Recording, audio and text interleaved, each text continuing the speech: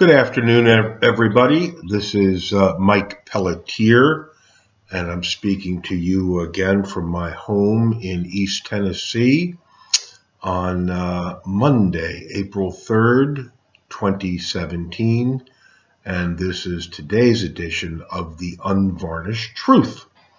And I'm I'm speaking today about the shocking loss by the UConn Lady Huskies in the National Semifinals on last Friday night. I must say I've been stunned and depressed since that happened, and I don't expect any of you out there to feel sorry for me. UConn has had tremendous success in the last 20 years, 11 national championships. The last four in a row until this year, 111 game winning streak. They were 36-0 before they lost to Mississippi State in the national semifinal and ranked number one all year long. But just to let you know, I'm not Johnny-come-lately. I've been a UConn fan since 2000. I tuned into the national championship game between, I think it was UConn and Tennessee, and I had just never seen basketball played that way, boys or girls. That UConn team featured Sue Bird, Shea Ralph, and Svetlana Abrosimova, Russian girl, I assume. And their precision cutting, backdoor cuts, was something that I just, it's basketball the way it should be played. They don't play, an elevated game, but they play a superb game like the boys do. They can't jump like the boys, but they can, they can pass and cut and shoot as well or better than the boys. And so I've been a fan since 2000, and I've enjoyed the Diana Taurasi era, the Maya Moore era, the Breanna Stewart eras at UConn, and they've just been phenomenally successful. I thought at the beginning of this year that Geno Auriemma, their coach, would have his greatest challenge in some while. Breanna Stewart had just graduated, along with two other, All-American first round WNBA draft picks. This would look to be a rebuilding year, and they took on all comers and beat everybody. They beat Baylor, they beat South Carolina, Ohio State, Florida State, all kinds of ranked teams, they just had a great year. And were 36-0 and were prohibitive favorites to win the championship, but they did not. And I guess I'm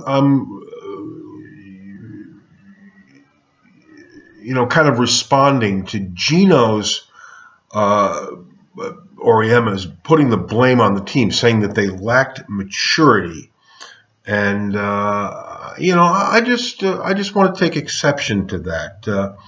I would wonder whether there was, Geno's got to look to himself here, a little bit of a coaching failure.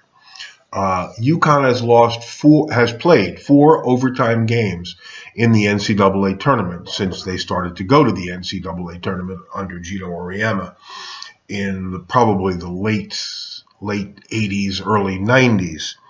And they've lost all four. And including this game on Friday night, which they lost 66-64 in overtime.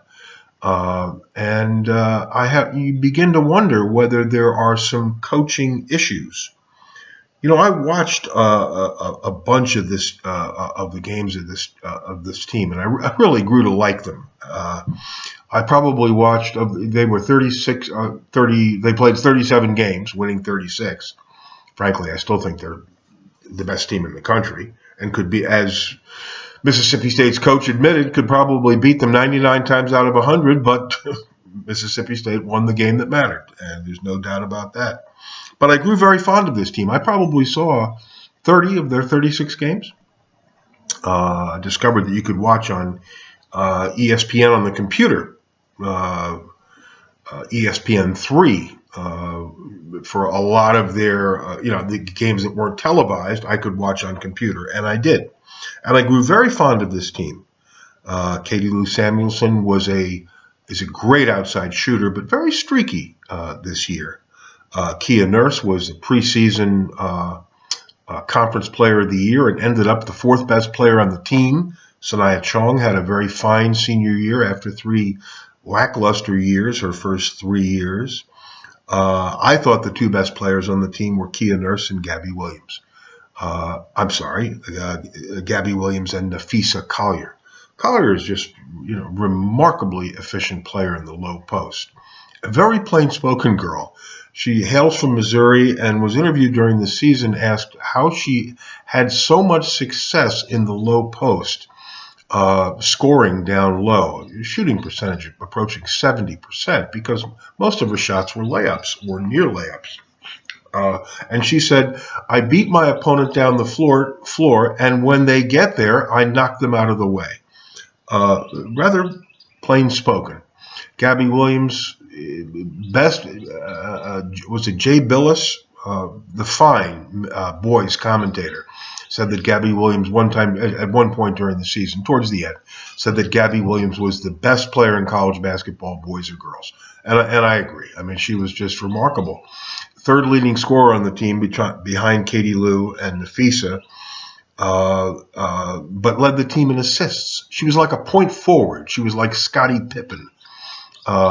Catch the ball at the high post, and she could dish to Collier underneath, kick to Nurse or Samuelson or Chong for a 3, or take the ball to the hole herself and score on spectacular layup drives. She was also a great defender and rebounder.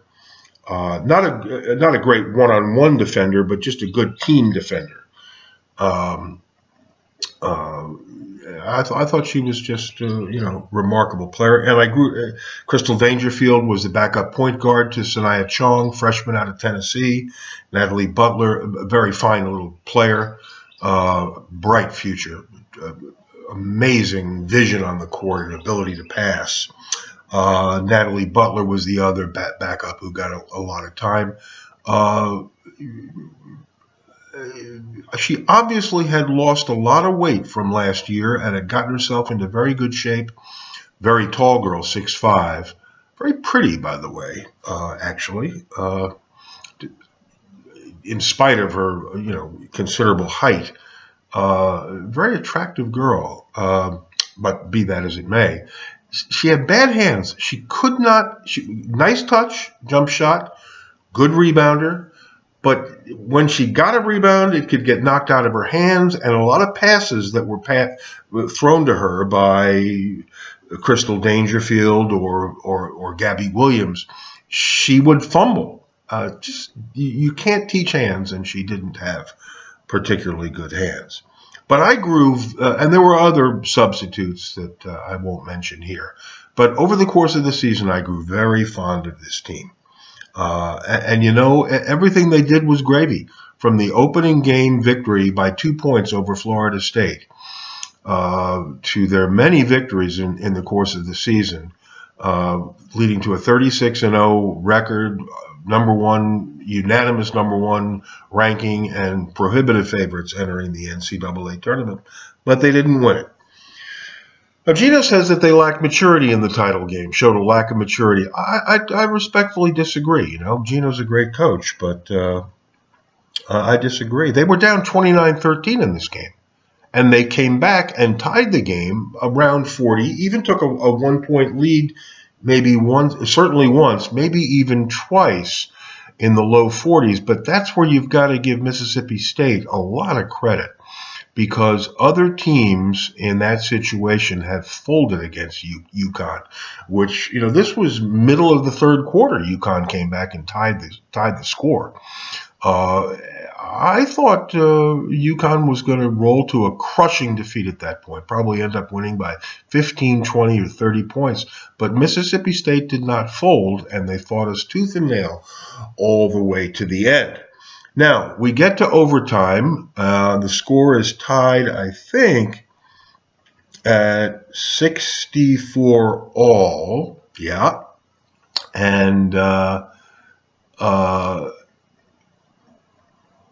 UConn has the ball, and inexplicably, I'm sure Geno took a timeout, or they, had a play, designed, or should have had a play designed for Gabby Williams to get the ball at the high post and to herself drive or pass, get to the low post, and pass off to Collier, or kick to Katie Lou Samuelson or Kia Nurse for a jump shot, even a three.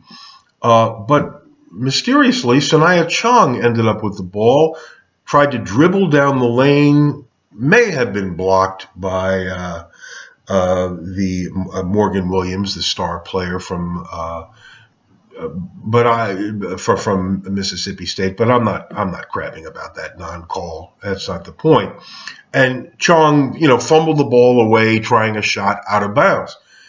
Why is Sanaya Chong, the fifth best player on our team, why does she have the ball in that situation? I mean, I grew up very fond of the girl and had high respect for her, but why does she have the ball in that situation?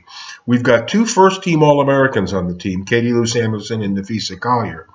Gabby Williams is a second-team All-American, but ironically regarded as the best player in women's basketball, not a first-team All-American. And Kia Nurse, who was, at the beginning of the season, the returning starter from last year, considered the best player on the team.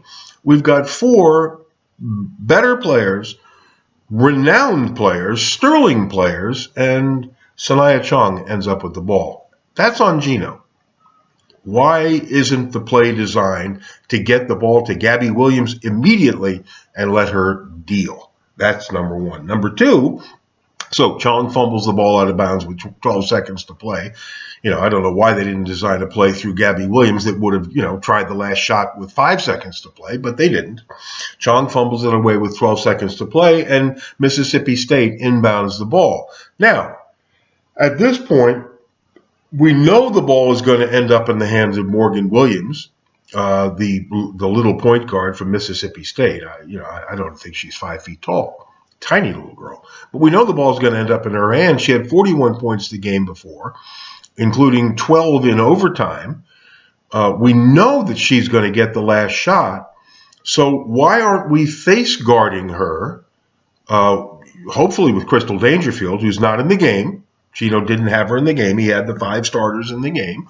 Very predictable. But the move here was to bring Crystal Dangerfield in and have her face guarding Morgan Williams so she couldn't get the ball. And then if she did get the ball, you double team her with Gabby Williams, Crystal and Gabby Williams on her, to prevent her from taking that last second shot that she got to win the game and knock UConn out of the tournament.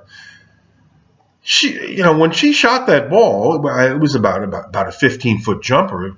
It was a wide open shot. There was basically no one on her. She got past the girl who was guarding her, whoever that was, I think Sanaya Chong. And it sounds like I'm criticizing Chong, but I'm not. I'm criticizing Geno. Geno should have set up the play, the offensive play, at the other end to go through Gabby Williams, and he should have set up the defensive play to stop Morgan Williams from scoring for Mississippi State by face guarding her with Crystal Dangerfield, and then double teaming her when she got the ball, if she got the ball, with Gabby Williams and Crystal Dangerfield. So that's on Geno. It was not a maturity problem. UConn came back from a 16-point deficit magnificently. Mississippi State played a very fine game and really bottled us up and took us out of the things we like to do. But Mississippi State gets all the credit in the world for that. But there were 2 failures at the end of overtime in that game, which are on Geno and have nothing to do with this team's maturity, and that's something he's got to think about. And I hope you do, Geno. I mean this well. So that's all from here. That's the Unvarnished Truth for Monday, April 3rd, 2017.